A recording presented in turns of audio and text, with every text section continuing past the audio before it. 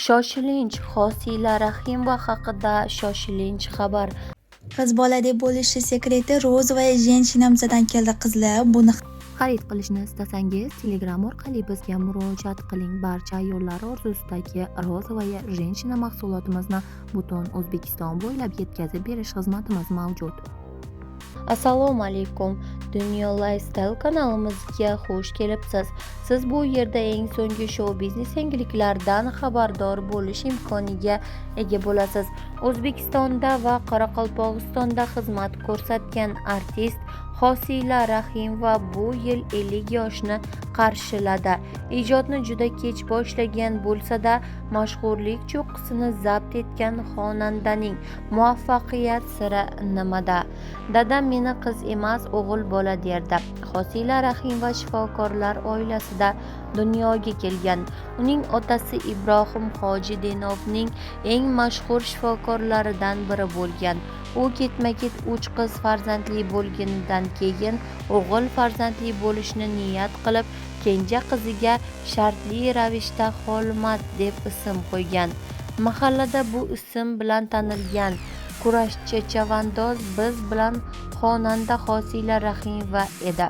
Dadam rahmatli qiz farzand tug'ilavergach, irim qilib meni Xolmat deb chaqirgan ekan. Esimni tanigan paytlarimda sochimni kalta qilib o'g'il bolalardek oldirishardi. Ko'rinishimdan tortib fe'l-atvorimgacha o'g'il bolalarga xos bo'lgan. Ot choptirish, kurash tushish eng sevimli mashg'ulotim bo'lgan. Hatto uzoqroq qarindoshlarimiz mehmonga kelishsa, dadam o'g'lim bilan kurash tushasanmi deb ularning farzandlariga aytardi. Kurashda g'olib bo'lsam, u bolaning otasi qiz bolaga yutqazding deb jig'i biyroni chiqardi. Oilamizda 4 qizdan keyin 2 o'g'il farzand dunyoga kelgan. Ukalarim katta bo'lguniga qadar o'g'il bola qilishi kerak bo'lgan ishlar mening zimmamda edi. Dadamning katta bayir oti bo'lardi. Uni qirga olib borish, sug'orish mening vazifam edi. Opalarim hayiqardi. Men esa o'g'il bolalarga bo'sh kelmay otni choptirardim, deydi xonanda Hosila Rahimova. Urushqoq qiz bo'lganman. Hozirgi kunda ijodkor piarlardan urush janjallardan xoli bo'lishni afzal ko'radi. Ammo u bolaligida urushqoq bo'lgani va qizlar bilan til topisholmaganini kulib eslaydi. Insonning fe'l-atvori o'zgarar ekan. Bolalikdagi fe'limni ayrim jihatlari saqlanib qolgan, ammo urushqoqligim yo'qolgan. Lapashang bolalarni yomon ko'rardim. O'g'il bola degani shaxtam bo'lishi kerak deb mahalla bolalariga ham kun bermasdim. Denov tumanidagi 15-maktab mahallamizdan bir oz narida edi. Biror marta papkamni o'zim ko'tarib kelganimni eslolmayman. O'g'il bolalarga papkamni ko'tartirib, o'zim yayrab uyga qaytardim, deydi xonanda. Dadamdan hamisha minnatdormiz. Hosila Rahimova bolalikdan san'atga qiziqqan. Bunga qaysidir ma'noda otasi ham sababchi bo'lgan, chunki otasi rahmatli Denovning eng obro'li insonlardan biri bo'lgan. Respublikaning qaysi hududidan bo'lmasin, san'atkorlar Surxondaryoga gastrolga borishsa, albatta Ibrohim Hoji ularni uyiga taklif qilar va quyuq dasturxon yozardi. Juda ko'p san'atkorlar ota uyimizda mehmon bo'lishgan. Dadam rahmatli haqiqatdan ham san'atsevar inson edi. Shu bois san'atga bo'lgan qiziqishimni so'ndirmagan. Maktabda o'qish bilan birga Denov tumanidagi Yunus Rajabiy nomli musiqa maktabida ham o'qishimga ruxsat bergan. U yerda rubob chalishni o'rganganman. Dadam bir gapni ko'p qaytarardi. Kasb, hunar va turmush o'rtoq insonning bir umrlik hamrohi bo'ladi, kerak derdi. Shu bois birorta farzandiga majburan kasb tanlatmagan. E'tibor: opam jismoniy tarbiya institutida o'qishni aytganida o'zi imtihonlarga olib kelganda, agar uning o'rnida boshqa ota bo'lsa, qiz bolaga jismoniy tarbiyada nima bor deb shashtini so'ndirgan bo'lardi. Opam Toshkentga o'qishga kirgan yili poytaxt markazidan kvartira sotib olgan. Hammamiz kam ko'zsiz va qiyinchiliksiz ulg'ayganmiz.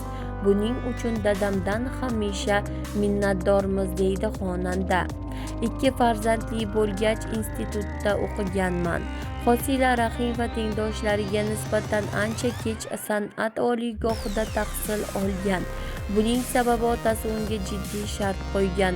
Dadam rahmatli san'atkor bo'lishimga qarshi bo'lmagan, ammo undan avval turmushga chiqib farzandli bo'lishimni istagan.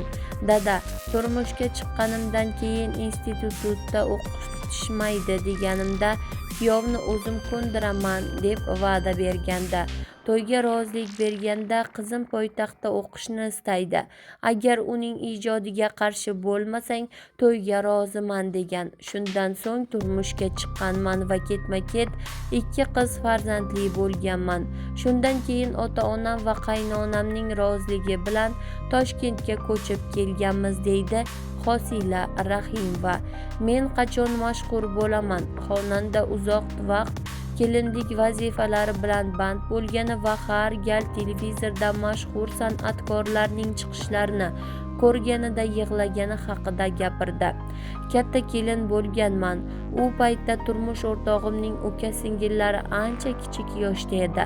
8 yil qaynota va qaynonam bilan yashadim. Sigir sog'ardim. Erta tongda barcha qishloq ayollari singari non yopardim.